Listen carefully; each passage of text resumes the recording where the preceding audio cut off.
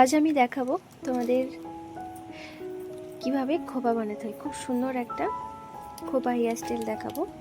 তো প্রথমে হেয়ারটাকে সুন্দর করে আঁচড়ে নিতে হবে। এটাকে আমরা হাই খোপা বলে থাকি, হাত খোপা বলে থাকি, বিগ বান বলে থাকি। তো আমরা বিগ বান কিভাবে বানাবো, তো প্রথমে হেয়ারটা সুন্দর করে আঁচড়ে নেব, একদম ক্লিয়ারভাবে। তো আঁচড়ে নেওয়ার পর আমরা যেভাবে হাত খোপা বানাই সেভাবেই খোপাটা বানাবো। এরপর গার্ডারটা লাগিয়ে দেব। তো গার্ডারটা কিভাবে লাগাবো সেই টেকনিকটাই আজকে তোমাদের সঙ্গে শেয়ার করলাম। হেয়ারে সবসময় এই ধরনের গার্ডার ইউজ করবে। তো এই ধরনের গার্ডারে হেয়ার ফল কম হয়, আমি আগেও বলেছি এখনও বলছি বারবার। খুব টাইট গার্ডার ইউজ করবে না, হেয়ার ফলের সম্ভাবনা থাকে। তো দেখো, গার্ডারটা লাগানোর জন্যই খোপাটার সৌন্দর্যটা আরও বেড়ে গেছে।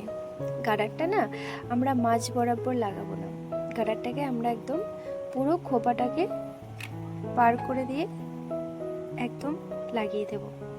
কিভাবে লাগাবো সেটা আমি তোমাদের দেখিয়েছি। এই জন্যই খোপাটার সৌন্দর্যটা আরও বেড়ে গেছে। আমরা যদি মাঝ বরাবর লাগাই না, ওটা তো সবাই লাগায় না, একটু আলাদা ধরনেরই দেখালাম। তো ভিডিওটি কেমন লাগলো কমেন্ট করে অবশ্যই জানাবে। আর তোমরা তো অনেক সময় আমাকে জিজ্ঞেস করো না যে তোমার হেয়ার এত সিল্ক কেন দিদি, কি বলবে না তুমি হেয়ারে কি ইউজ করো।